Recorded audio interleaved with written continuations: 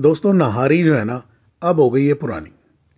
हर जगह हर तरीके की नहारी बनाना आपको मैं सिखा चुका हूँ।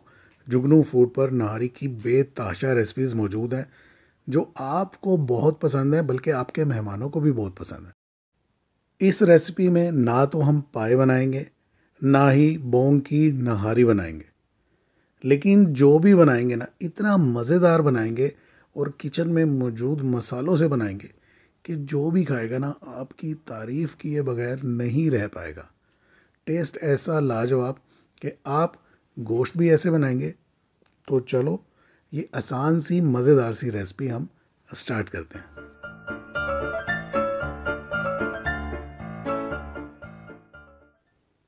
बिस्मिल्लाहिर्रहमानिर्रहीम। अस्सलाम वालेकुम दोस्तों, मैं हूं आपका होस्ट, आपका दोस्त जुगनू जान, और आप देख रहे हैं जुगनू फूड। तमाम दोस्तों को जुगनू फूड में खुश आमदीद।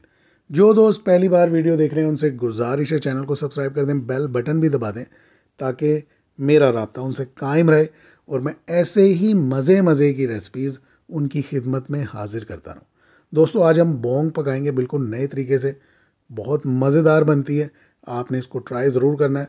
बोंग पकाने के लिए हमने घी में 2 अदद दरमियाने साइज़ के प्याज बारीक काट कर गोल्डन ब्राउन कर लेने हैं, जैसा कि आप अब इस वक्त देख रहे हैं। बहुत ज़्यादा डार्क नहीं करना।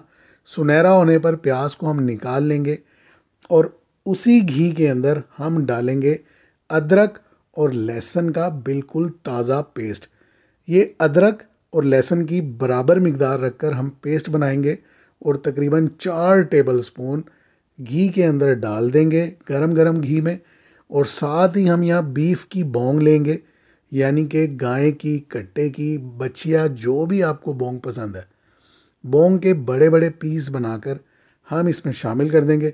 अभी हमने इसमें बड़ी नलियाँ, हड्डियाँ शामिल नहीं की, सिर्फ बोंग की जो बोटी होती है ना, वो इसमें शामिल की है। और इसको हम अदरक और लहसुन में अच्छी तरह करने लगे हैं फ्राई। बोंग के अंदर एक बू होती है, नागवार महक होती है। इस तरह जब आप इसको फ्राई करेंगे ना, तो वो सारी ख़त्म हो जाएगी। और जो इसकी रोगन वाली हड्डियाँ होती हैं, साथ ही हम वो भी इसमें शामिल कर देंगे, जिसको जोड़ की हड्डियाँ बोलते हैं, जिसमें से ज़बरदस्त किस्म का एक टेस्ट बनता है। आप जब भी बोंग बनाएं तो ये लाजमी इस्तेमाल करें, चाहे नहारी बनाते हुए, चाहे बोंग पाए बनाते हुए, चाहे सिंपल बनाते हुए। अब हमने क्या करना है, अब जो हमने प्याज ब्राउन की थी ना, सादे पानी में उसको हमने पेस्ट बना के बोंग में शामिल कर दी है। इसके अलावा अभी हमने प्याज सिर्फ पेस्ट बना के शामिल की है, जो सुनहरी थी। प्याज के पेस्ट में हमने कोई नमक, कोई मसाला, कोई हरी मिर्च, कुछ भी शामिल नहीं किया। प्याज का पेस्ट, सुनहरी प्याज का पेस्ट इसमें हमने शामिल कर दिया है। आँच को कर दिया हमने तेज़, फ्लेम को हाई कर दिया और इसको हमने पकाना शुरू कर दिया। अब हम इसमें डाल रहे हैं पिसी हुई लाल मिर्च का पाउडर। 1 टेबलस्पून मैंने डाला है, लेकिन ये मिकदार में कम है, आप इसको ज़्यादा भी कर सकते हैं। और इसी तरह इसमें हमने 1 टीस्पून डाली है हल्दी। और अब हम इसमें शामिल करने लगे हैं धनिया पाउडर। तकरीबन 2 टेबलस्पून धनिया पाउडर शामिल करना है आपने। 2 टेबलस्पून ही इसमें शामिल करनी है लाल मिर्च का पाउडर। नमक टेस्ट के मुताबिक शामिल करेंगे। 5 से 6 अदद शामिल करेंगे सब्ज़ इलायची।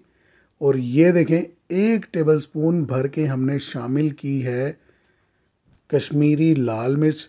इसका पर्पज़, इसकी जो तरी है, इसका जो रंग है, उसको खूबसूरत बनाना है। ये देखें, इसको शामिल करते ही इसके ऊपर एक खूबसूरत सा कलर आ गया, जो कि लाल मिर्च से नहीं आता। नमक मिर्च आप अपने टेस्ट के मुताबिक रख सकते हैं, लेकिन बोंग में नमक और मिर्च थोड़ा सा ज़्यादा ही मज़े का लगता। अच्छी तरह भूनना है इसको। और अब हमने इसमें शामिल किए हैं 2 अदद दरमियाने साइज़ के टमाटरों का पेस्ट बनाकर हमने इसमें शामिल कर दिया। और इसकी करनी है ज़बरदस्त किस्म की भुनाई। बोंग पकाने में सबसे अहम चीज़ है, बल्कि गोश्त पकाने में सबसे अहम चीज़ है उसकी भुनाई। और अब हम इसमें साथ ही शामिल कर रहे हैं 250 ग्राम, यानी कि 1 पाव दही, दही को हमने अच्छी तरह फेंट लेना है। फेंटने के बाद इसमें शामिल करना है और शामिल करने के बाद अच्छे से मिक्स करेंगे और इसको हम भूनते जाएंगे। अब बहुत अच्छे तरीके से आपने बोंग को भूनना है। इसका टेस्ट बहुत लाजवाब बनता है। ये बिल्कुल डिफरेंट सी रेसिपी है। इंशाल्लाह इसमें जो जो इंग्रेडिएंट्स मैं आगे भी डालता हूँ शामिल करता जाऊँगा, आपको बताता जाऊँगा। स्टेप बाय स्टेप आपने इसको फॉलो करना है। रेसिपी को आपने स्किप नहीं करना। और जो दोस्त भी नए हैं चैनल पर, उनसे दोबारा गुजारिश करता हूँ चैनल को सब्सक्राइब कर दें और बेल बटन भी दबा दें।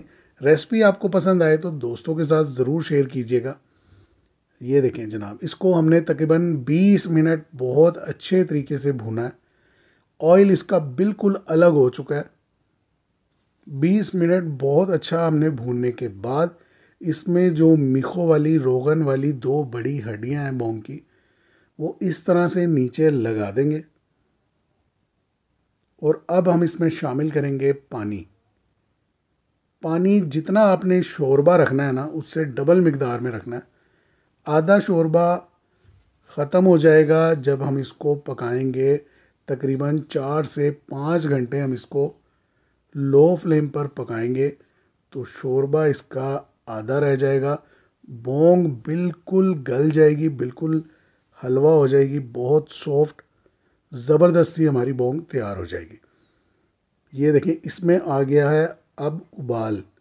बॉइलिंग पॉइंट पर हम इसकी फ्लेम को बिल्कुल लो कर देंगे। ज़ीरो फ्लेम के बाद हम इसके कवर पर इस तरह आटे की, जो गूंदा हुआ आटा होता है ना, एक लेयर लगाएंगे और इस तरह इसको कर देंगे हम कवर। ये टोटल एयर टाइट हो जाएगा।